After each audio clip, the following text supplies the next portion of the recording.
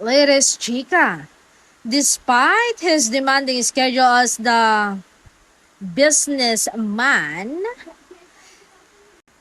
Donnie said he always make time for the people who matter most, including his girlfriend Bel Mariano.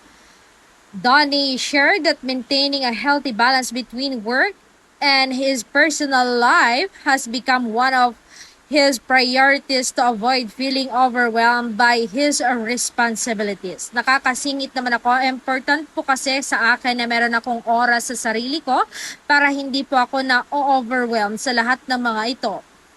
He pointed out.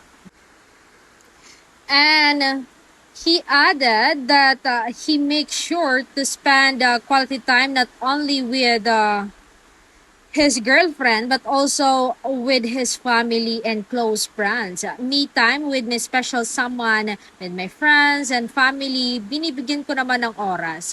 When asked about Belle's support for his career, Donnie had nothing but positive words for his girlfriend. Very supportive naman po.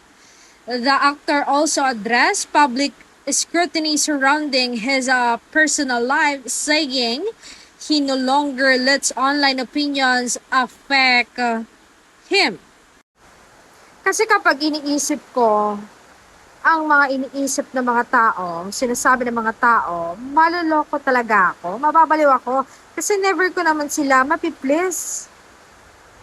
He likewise shared that he has a close relationship with his girlfriend family. Very tight naman po ako with the family and happy.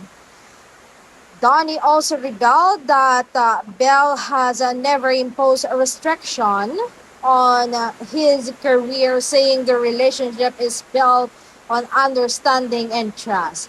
Parang wala naman po, very supportive siya. Kapag may sinasabi siya, huwag kong gawin, feeling ko, maintindihan naman yan.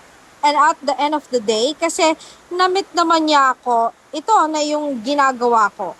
Artista na. Ako matagal na. Gaya din niya. And Donnie asked that a trust remains the foundation of their relationship. Said niya, so far, andon naman ang tiwala niya sa akin.